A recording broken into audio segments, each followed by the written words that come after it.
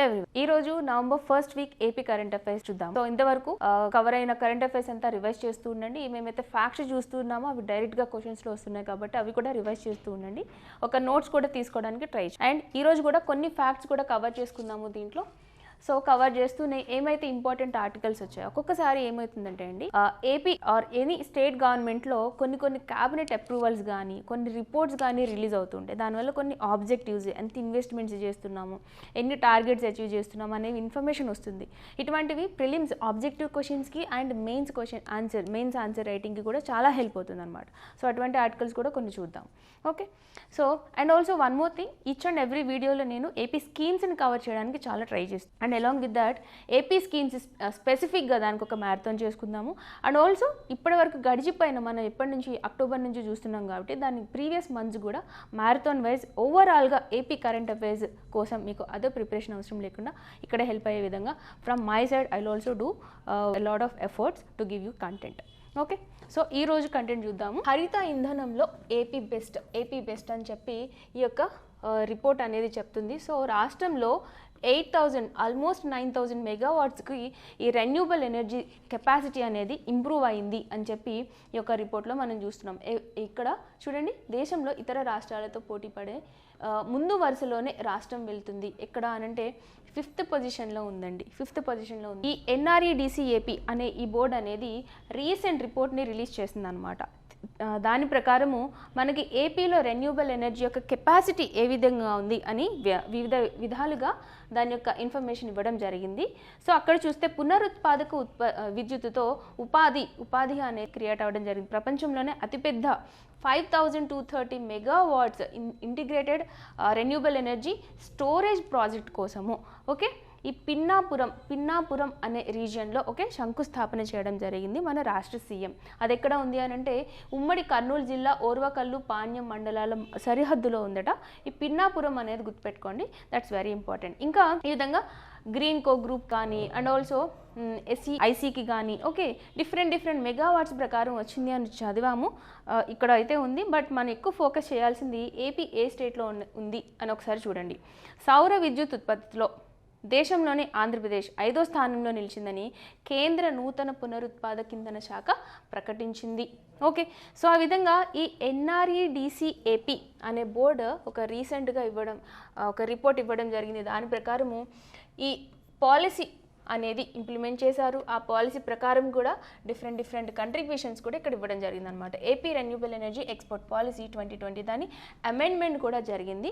Okay, so Andhra Pradesh AIIMS to have by 2029 target year 2029 వరకు ఎంత కావాలి అని అంటే 30% share of renewable energy, 50% of green cover, 100% drought proofing, 60% water use efficiency, 100% solid and liquid waste management infrastructure. ఇవన్నీ కూడా achieve చేయాలి by the year 2029 అని చెప్పి ఇదొక రీసెంట్ ఆబ్జెక్టివ్స్ అన్నమాట. ఓకే, మీరు ఇంట్రొడక్షన్స్ ఏదో ఒక ఆన్సర్స్ రాస్తున్నప్పుడు ఇటువంటి ఇన్ఫర్మేషన్ చాలా అద్భుతంగా యూజ్ చేసుకోవచ్చు. ఇంకా also the chief minister set the foundation stone in a virtual mode for a project worth of 5,314 megawatts. ఎక్కడ అనంటే నంద్యాల డిస్ట్రిక్ట్లో చేయడం జరిగింది. ఈ పిన్నాపురంలో ఎనదర్ ఫౌండేషన్ స్టోన్ అండి. ఓకే, సో అదొకటి కూడా మనం చదువుకోవాలి. ఇంకా ఇన్స్టాల్డ్ కెపాసిటీ ఇంతవరకు ఫర్ రెన్యూబుల్ ఎనర్జీ ఏపీలో ఎంత ఉంది అని అంటే అరౌండ్ 9,000 మెగావాట్స్. అది ఏ ఫీల్డ్స్లో ఉంది అని అంటే నెట్కాప్ గుర్తించిన ప్రకారం రాష్ట్రంలో పునరుత్పాదక విద్యుత్ యొక్క సామర్థ్యం పెరిగింది, రెన్యూబుల్ ఎనర్జీ కెపాసిటీ. ఓకే, పవన విద్యుత్తుకి 4,000 ఉంది, సోలార్ ఎలక్ట్రిసిటీకి 4,000 ఉంది, స్మాల్ హైడ్రో, బయోమాస్ బగాసి, ఇంకా మున్సిపల్ సాలిడ్ వేస్ట్, పారిశ్రామిక వ్యర్థాలు. ఈ విధంగా దీంట్లో ఎక్కువ కంట్రిబ్యూషన్ ఉండేది ఆల్మోస్ట్ సోలార్ అండ్ టైడల్ ఎనర్జీ కోసం ఉందన్నమాట. ఓకే, 9,000 మెగావాట్స్ ఉంది అని గుర్తుపెట్టుకోండి, ఇంతవరకు సరిపోతుంది. ఓకే, ఇక్కడ ఇచ్చిన రీసెంట్ రిపోర్ట్ని గుర్తుపెట్టుకోవడానికి కూడా ట్రై చేయండి. రైట్, ఇంకా నెక్స్ట్ టాపిక్ చూస్తే ఈ ఏపీని టాప్ అటండి. దేంట్లో సామాజిక రంగ వ్యయము అంటే సోషల్ సెక్టార్లో చేస్తున్న ఎక్స్పెన్సెస్లో ఏపీ అనేది టాప్ పొజిషన్లో ఉంది అని చెప్పి ఒక ఇన్ఫర్మేషన్ ఉంది. బడ్జెట్ కేటాయింపులో అయితే ఆల్మోస్ట్ 55% దీనిపైన ఎక్స్పెండిచర్ పెట్టడం జరిగిందట సోషల్ సెక్టార్లో స్పెసిఫిక్గా. జనరల్లీ సోషల్ సెక్టార్ అంటే ఏమేమి వస్తాయండి? విద్య, వైద్య, వ్యవసాయం, గ్రామీణాభివృద్ధి, పట్టణాభివృద్ధి, పౌష్టికాహారం, పారిశ్రామికం, మంచినీటి సరఫరా, ఓకే, ఇటువంటివన్నీ కూడా ఈ సోషల్ సెక్టార్లో వస్తాయి అని చెప్పి మనకి ఇక్కడ ఇన్ఫర్మేషన్ ఉంది. ఇంకా రాష్ట్ర ప్రభుత్వం అయితే స్పెసిఫిక్గా సోషల్ సెక్టార్ అంటే ఈ వెల్ఫేర్ స్కీమ్స్ అయితే ఏమున్నాయి, ఎడ్యుకేషన్ అండ్ హెల్త్, దీనిపైన నాడు నేడు అని చెప్పి, ఆరోగ్యశ్రీ అని, జగనన్న ఆరోగ్య సురక్ష అని చెప్పి మనం చాలా స్కీమ్స్ చదువుతుంటాం. Education, health and welfare, okay, సంక్షేమ పథకాలు, వీటిల్లో ఏపీ అనేది ఎక్కువ ఇన్వెస్ట్ చేస్తుంది అని చెప్పి ఇక్కడ చూస్తున్నాం. ఓకే, ఇంకా 42% వ్యయంతో గుజరాత్ సెకండ్ పొజిషన్లో ఉంది. ఇంకా ఎవరెవరు ఉన్నారు అని అంటే AP, then Gujarat, then Kerala, then Tamil Nadu, then Karnataka, then Telangana state. ఇవన్నీ ఉన్న ఆర్డర్. ఓకే, ప్రస్తుత ఆర్థిక సంవత్సరంలో కరెంట్ ఫైనాన్షియల్ ఇయర్లో సామాజిక రంగానికి బడ్జెట్ కేటాయింపుల్లో ఓకే గడిచిన లాస్ట్ 6 మంత్స్ అనమాట. ఈ ఫైనాన్షియల్ ఇయర్లో గడిచిన లాస్ట్ 6 మంత్స్ ఏప్రిల్ నుంచి సెప్టెంబర్ వరకు ఓకే ఈ యొక్క ఆర్డర్లో ఏపీ, గుజరాత్, కేరళ ఇంతవరకు పెట్టుకోండి. ఆర్ ఇవి మీరు మన తెలంగాణ కూడా ఉంది కాబట్టి ఇంతవరకు గుర్తుపెట్టుకున్నా well and good. Okay, so 55% అనేది ఉంది. సో ఈ కాగ్ అనేది ఇచ్చిందనమాట ఈ రిపోర్ట్. ఏపీ సోషల్ సెక్టార్లో ఇస్తున్న కంట్రిబ్యూషన్స్లో ఫస్ట్లో ఉంది అని చెప్పి హెల్త్, ఎడ్యుకేషన్, ఇవి ఇన్ఫర్మేషన్. ఓకే, సో ఇదండి regarding this news article. Next news article చూస్తే జాతీయ స్థాయిలో రాష్ట్ర వైద్య ఆరోగ్య శాఖకు ఫస్ట్ అవార్డు వచ్చిందట. అగైన్ మళ్ళీ మన హెల్త్ డిపార్ట్మెంట్, హెల్త్ సెక్టార్లో ఏపీ యొక్క ఎఫర్ట్స్ ఎక్కువ ఉన్నాయి అని చెప్పి మన స్టేట్కి ఈ ఫస్ట్ అవార్డు వచ్చింది అని చెప్పి ఇక్కడ చెప్పడం జరుగుతుంది. World no tobacco day 2023 okay దాని సెలబ్రేషన్స్లో భాగంగా కేంద్ర ఆరోగ్య కుటుంబ సంక్షేమ శాఖ ఓకే ఉత్తమ పనితీరు కోసము ఏపీకి ఫస్ట్ పొజిషన్ అలాట్ చేయడం జరిగింది. దాని తర్వాత తమిళనాడు, ఇంకా కర్ణాటక. ఈ స్టేట్స్ అన్నీ గుర్తుపెట్టుకోవడం ఇంపార్టెంటే అండి. ఎందుకంటే ఒకవేళ ఈ టాపిక్ పైన కనుక ఫోకస్ చేస్తే ఆ యొక్క స్టేట్స్ ఏ ర్యాంక్స్ వచ్చాయి ఓకే మన ఏపీ పొజిషన్ ఎలానో చూస్తున్నాము. టాప్ 3 కానీ టాప్ 5 వరకు కూడా గుర్తుపెట్టుకోవడానికి ట్రై చేయండి. ఇందాక చూసాము లాస్ట్లో వచ్చింది తమిళనాడు. ఇక్కడ చూడండి తమిళనాడు 4th పొజిషన్లో వచ్చింది. అయితే ఈ యొక్క హెల్త్ కోసం పెడుతున్న ఎఫర్ట్స్లో ఇక్కడ తమిళనాడు అనేది సెకండ్ ఉంది, తర్వాత కర్ణాటక ఉంది. ఇందాక చూస్తే ఇక్కడ చూడండి కర్ణాటక 5th పొజిషన్కి వచ్చింది. కన్ఫ్యూజ్ అవ్వకుండా క్లియర్గా గుర్తుపెట్టుకోండి. ఓకే, ఇక్కడ ఏపీ, తమిళనాడు, కర్ణాటక, వీటికి మధ్యలో అక్కడ వచ్చినవి గుజరాత్, కేరళ అనమాట. గుజరాత్, కేరళ ఇంకా ఎడ్యుకేషన్లో లిటరసీ వైజ్ ఇంకా వెల్ఫేరిజం వైజ్ కూడా గుజరాత్, కేరళ కూడా ఎక్కువ ఎఫర్ట్స్ పెడుతున్నాయి. ఓకే, ఎక్స్ట్రా మీరు గుర్తుపెట్టుకోవాల్సింది ఈ 2 స్టేట్స్ గుజరాత్, కేరళ. దాని తర్వాత హెల్త్ పైన ఆరోగ్య శాఖకు పెడుతున్నది తమిళనాడు, కేరళ అట. రైట్, సో ఆ విధంగా గుర్తుపెట్టుకోండి. So world no tobacco day 2023. So ఏపీకి ఫస్ట్ పొజిషన్ ఉంది. ఆ డే మే 31 నుంచి ఆగస్ట్ 15 వరకు సెలబ్రేషన్స్ జరిగాయి. National resource centre for oral health and tobacco association okay Maulana Azad institute వీళ్ళందరూ కూడా దీన్ని కండక్ట్ చేశారనమాట. National oral health programme NOHE felicitated winners. Okay, ఇంతవరకు దీనికోసం సరే మన స్టేట్ ఏ పొజిషన్లో ఉంది అనేది ఇక్కడ మనం నేర్చుకుంటున్నాం. రైట్, నెక్స్ట్ టాపిక్ చూస్తే ఏఎస్ఆర్ డిస్ట్రిక్ట్ చింతపల్లి. ఓకే, చింతపల్లిలో okay first alcohol free agri tourism ఫెసిలిటీని అరేంజ్ చేశారు. ఎందుకంటే మనం ఇప్పుడు వింటర్ సీజన్లో ఉన్నాం కాబట్టి మన ఇండియాలో ఏపీ కాశ్మీర్ అని చెప్పి ఓకే లోయెస్ట్ టెంపరేచర్స్ ఎక్కడ నోట్ అవుతున్నాయి మన ఇండియాలో అండ్ ఏపీలో కూడా తెలుసుకోవడం చాలా ఇంపార్టెంట్. మన ఏపీలో చూస్తే ఈ ఏఎస్ఆర్ వైజాగ్ ఈ స్ట్రెచ్లో ఈ నార్త్ ఈస్ట్ రీజన్స్ ఎక్కడైతే ఉన్నాయి వైజాగ్ స్పెసిఫిక్గా అక్కడున్న ట్రైబల్ ఫారెస్ట్ ఏరియాస్లో హిల్లీ ఏరియాస్లో ఈస్టర్న్ ఘాట్స్లో ఎక్కువ లోయెస్ట్ టెంపరేచర్స్ వస్తాయి. మనకి లంబసింగి కూడా ఉందండి. లంబసింగిలో 0 డిగ్రీ సెంటీగ్రేడ్ వరకు కూడా టెంపరేచర్స్ నోట్ అవుతాయి. ఇంకా అదర్ దాన్ దట్ మనం వనజంగి కూడా చూస్తాము. వనజంగిలో కూడా లోయెస్ట్ టెంపరేచర్స్ ఉంటాయి. ఇంకా ఈ చింతపల్లిలో అయితే ఈ యొక్క ఫెసిలిటీని అరేంజ్ చేయడం జరిగింది. First alcohol free agri tourism facility అనమాట. అసలు ఈ అగ్రి టూరిజం అంటే అగ్రికల్చరల్ రిలేటెడ్ టూరిజం అంటే అగ్రికల్చర్ చేస్తుండగా అది టూరిజంని అట్రాక్ట్ చేస్తే దానిపైన ఎక్కువ స్టడీస్ చేసి ఎక్కువ దాన్ని ఇంప్రూవ్ చేసింది పాండురంగ్ తవారే. సో ఆయనని father of agri tourism in India అని కన్సిడర్ చేస్తారు. ఈయన నేమ్ కూడా గుర్తుపెట్టుకోండి. సో ఈ విధంగా ఆల్కహాల్ ఫ్రీ జోన్ అనేది ఇక్కడ అరేంజ్ చేయడం జరిగింది చింతపల్లి ఏఎస్ఆర్ డిస్ట్రిక్ట్స్లో. ఇంకా నెక్స్ట్ ఇతను ఎక్కువ చేశారు. ఎక్కడ చేశారు అంటే మహారాష్ట్రలో 2005లో ఈయన చాలా ఎక్కువ వర్క్స్ చేయడం వల్ల ఆయన్ని ఫాదర్ ఆఫ్ లైక్ అగ్రి టూరిజంగా కన్సిడర్ చేయడం జరుగుతుందన్నమాట. టూరిస్ట్ కోసం కూడా ఒక use of alcohol strictly prohibited ఈ రీజియన్స్లో. ఓకే, ఈ విధంగా దీన్ని ఇక్కడ ఈ ఫెసిలిటీని స్టార్ట్ చేశారని తెలుసుకోండి. అది ఎక్కడ అనేది తెలుసుకోండి సరిపోతుంది. నెక్స్ట్ న్యూస్ ఆర్టికల్ చూస్తే ఇంకా వనజంగి, మీకు ఆల్రెడీ నేను చెప్పాను, వనజంగి హిల్, దీన్నే మేఘాల కొండ అని అంటారు. దాని యొక్క వ్యూ ఇట్లా ఉంటుందండి. హిల్లీ రీజియన్స్ నుంచి down side we can see అనమాట. లైక్ బెంగళూరు నలుమల హిల్స్లో కూడా మనం ఇటువంటి లైక్ చూస్తాం ఇటువంటి పిక్చరెస్క్ని.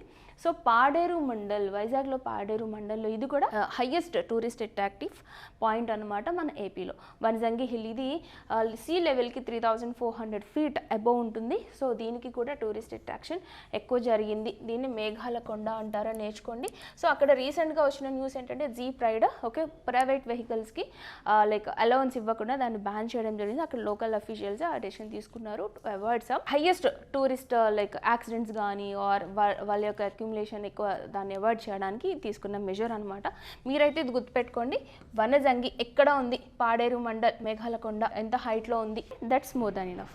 నెక్స్ట్ టాపిక్ చూస్తే okay for industries new land allotment policy for it is very very important అండి. ఇప్పటివరకు మనం సింపుల్ ఫ్యాక్ట్స్ చూసాము. ఇప్పుడైతే స్టేట్ క్యాబినెట్ అనేది ఓకే స్టేట్ క్యాబినెట్ కొన్ని అప్రూవల్స్ ఇచ్చేసింది అనమాట. Land allotment for industries. ఈ ల్యాండ్ అలాట్మెంట్ అనేది చాలా ఇంపార్టెంట్. అది దేనికోసం చేసింది అన్నప్పుడు మనం కొన్ని కీవర్డ్స్ అనేది ఇక్కడ. సో ఏమేం చేస్తుంది అని అంటే చూడండి, ఈ పుడిమడాక అని అంటాం అనకాపల్లి డిస్ట్రిక్ట్లో మన ఏపీ బోర్డ్ అయిన ఏపీఐఐసి ఒక 1200 ఏకర్స్ని అలాట్ చేసింది నేషనల్ థర్మల్ పవర్ కార్పొరేషన్ అనమాట. సో అది దేనికోసము? ఒక ప్రాజెక్ట్, ఒక green project, hydrogen green hub. నేను ఇక్కడ హైలైట్ చేస్తున్న వర్డ్స్ మాత్రం ఇంపార్టెంట్. ఓకే ఎక్కడ అని అంటే అనకాపల్లిలో, పుడిమడాకలో. ఓకే ఏం చేస్తున్నారు అని అంటే హైడ్రోజన్ గ్రీన్ హబ్ ప్రాజెక్ట్. ఎంత అని అంటే 95,000 crores ఇన్వెస్ట్ చేస్తూ. అంతే చాలు, అంతకంటే అవసరం లేదు. ఎవరు చేస్తున్నారు అంటే మన ఏపీ స్టేట్. ఏ బోర్డు చేస్తుందంటే ఏపీఐఐసి.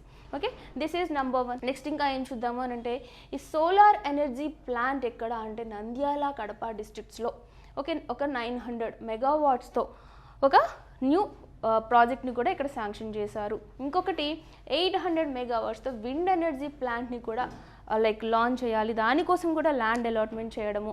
ఓకే ఇంకా నేషనల్ లా యూనివర్సిటీ కోసం కూడా ల్యాండ్ అలాట్మెంట్. అది ఎక్కడుంది అని మనం నేర్చుకోవాలి. అంటే ఒక న్యూస్ ఆర్టికల్, న్యూస్ పేపర్స్లో ఒక న్యూస్ ఆర్టికల్ వచ్చింది అని అంటే దాని బ్యాక్గ్రౌండ్ వీఆర్ లెర్నింగ్ హియర్ అనమాట. ఓకే సో ఇంకొక ఇంపార్టెంట్ కాన్సెప్ట్ ఒక సేల్ లీడ్ సిస్టమ్కి కన్వర్ట్ చేశారు. What is this sale lead system అంటే giving complete ownership. Why? Because to reduce the risk of future litigations అనమాట. అంటే ఇవన్నీ మనం ఇక్కడ ఏం చదువుకుంటున్నాం? సో అండ్ సో ప్రాజెక్ట్ కోసం ఏపీ క్యాబినెట్ అనేది అప్రూవల్స్ ఇచ్చింది. దేనికి? ఏ విధంగా? Land allotment. ఆ ల్యాండ్ అలాట్మెంట్ ఇంతవరకు యాక్చువల్లీ లీజ్ ప్రపోజల్స్ కింద చేసేవాళ్ళు. బట్ ఇప్పుడు అది సేల్ లీడ్ కింద చేయడం వల్ల ఫ్యూచర్ లిటిగేషన్స్ ఏమైనా ఉన్నా ఆ రిస్క్ తగ్గించవచ్చు. కంప్లీట్ ఓనర్షిప్ ఇవ్వడం వల్ల ఆ అకౌంటబిలిటీ, ఆ రెస్పాన్సిబిలిటీ పెరగడము, ఆ ప్రాజెక్ట్స్ పైన వాళ్ళు కంప్లీట్గా వర్క్ చేయడము. సో దాన్ని పెంచడం కోసమని సేల్ లీడ్ సిస్టమ్ కింద ఓకే ఇప్పటి నుంచి ఈ యొక్క ప్రపోజల్స్ అని దాని క్రింద ల్యాండ్స్ని అలాట్ చేయడం జరిగింది. ఇది important. Okay so state cabinet ఈ అప్రూవల్ చేసింది new industrial land allotment policy క్రింద. ఓకే ఇంకా 2 ఆప్షన్స్ ఏముంటాయి వీళ్ళ కోసం? ఇంకా ఎంఎస్ఎంఈ స్పెసిఫిక్గా ఏముంటాయి అని అంటే సేల్ డీడ్ సిస్టంలోనే after project implementation and also before project ఇంప్లిమెంటేషన్కి కూడా ఈ సేల్ డీడ్ సిస్టమ్ క్రింద ఓకే ల్యాండ్స్ అనేవి అలాట్ చేస్తారు. ఓకే సో ఇంప్లిమెంటేషన్ చేయక ముందు కూడా అంటే ఆ ప్రాజెక్ట్ యొక్క ఇంప్లిమెంటేషన్ అనమాట. ప్రాజెక్ట్ ఇంప్లిమెంట్ చేశాక కూడా 22 types ఆఫ్ అలాట్మెంట్స్ కూడా జరుగుతాయి. Okay it also includes provisions to ensure that the land is used for industrial purposes కోసం యూజ్ అయ్యే విధంగా ఎన్షూర్ చేయడం అనమాట. సో ఇక్కడ మీరు ఎక్కువ ఫోకస్ చేయాల్సింది ఏ ప్రాజెక్ట్స్ ఏ ఏరియాస్లో. పుడిమడాకలో ఓకే అనకాపల్లిలో green hub, hydrogen green hub, కర్నూలులో national law university, okay Nandyal and కడపలో సోలార్ ఎనర్జీ ప్లాంట్స్ ఓకే అవి. Cabinet also ratified Andhra Pradesh state investment promotion board SIPB approval of investment 19,000 crores which round like employment opportunity 69,000, nearly 70,000 people ki employment ఇవ్వడానికి ఈ SIPB కూడా ఒక approval చేసి. More than this ఈ 3 points ఇక్కడ నేను మీకు చెప్పిన రిపీటెడ్గా చెప్పిన ఈ points are very important. Next news article చూద్దాము. Next regarding some scheme. మనం ఎవ్రీ వీడియోలో ఒక్కొక్క స్కీమ్ చూస్తున్నాం కాబట్టి రైతు భరోసా మనకి తెలిసిందే. సో ఒక్కసారి మనం రివైజ్ చేసుకుందాము. ఇది ఎప్పుడు లాంచ్ చేశారు అంటే 2019 October 15. What is the name of the scheme? YSR Rythu Bharosa, ఇది నవరత్నాస్, ఏపీలో నవరత్నాస్ ఉంది, దాంట్లో one of the part. So దీనికి 13,500 రూపీస్ డైరెక్ట్ క్యాష్ బెనిఫిట్ ఎవరికి, ఫార్మర్ ఫ్యామిలీస్కి పర్ ఇయర్ ఇవ్వడం జరుగుతుంది. సో దీంట్లో బెనిఫిషరీస్ ఎవరు అని అంటే ఫార్మర్స్, టెనెంట్ ఫార్మర్స్, అంటే అటవీ భూములు సాగు చేసే రైతులు ఎవరైతే ఉన్నారో ఆ టెనెంట్ ఫార్మర్స్కి ఇవ్వడం జరుగుతుంది. Okay, so under CCRC cards రీసెంట్గా ఇదొక ఇన్పుట్ అనేది యాడ్ చేశారు. CCRC కార్డ్స్ ఈ టెనెంట్ ఫార్మర్స్కి కూడా అలౌ చేయడము, ప్రొవైడ్ చేయడము, దాని క్రింద ఈ బెనిఫిట్స్ అనేది ఇవ్వడం కూడా జరుగుతుంది. ఇంతవరకు టెనెంట్ ఫార్మర్స్ని గుర్తించకుండా వాళ్ళకొక ఐడెంటిటీ కార్డ్ అనేది ఉండేది కాదు. బట్ ఇప్పుడు CCRC క్రాప్ కల్టివేటర్ ఎవరైతే ఉన్నారో, ఇక్కడ మనకి టెనెంట్ ఫార్మరే కదా, అంటే టెనెంట్ ఫార్మర్ అంటే ఏంటి, కౌలు రైతు, అతనికి సొంత వ్యవసాయ భూమి అనేది ఉండదు, బట్ అతను కల్టివేషన్ చేస్తూ ఉంటాడు. సో అతని ఎఫర్ట్ని కూడా గుర్తించే విధంగా ఈ కార్డ్స్ని రిలీజ్ చేయడము, crop cultivator rights cards. Okay, ఇది చాలా ఇంపార్టెంట్ కాన్సెప్ట్ అండి. సో ఈ కార్డ్స్ ఇవ్వడం ద్వారా ఇటువంటి స్కీమ్స్ ద్వారా బెనిఫిట్స్ అనేది ఈ CCRC ద్వారా రైతు భరోసా ఒక్కటే కాదు, ఇంకా చాలా అదర్ బెనిఫిట్స్ కూడా ఇస్తున్నారు. Recognising the rights of tenant farmers అనమాట. సో చూడండి, who is covered, tenant farmers, farmer families cultivating under the ROFR అంటే రిజర్వ్ ఫారెస్ట్లో ఎవరైతే కల్టివేట్ చేస్తున్నారో ఆ ట్రైబల్ ఫార్మర్స్.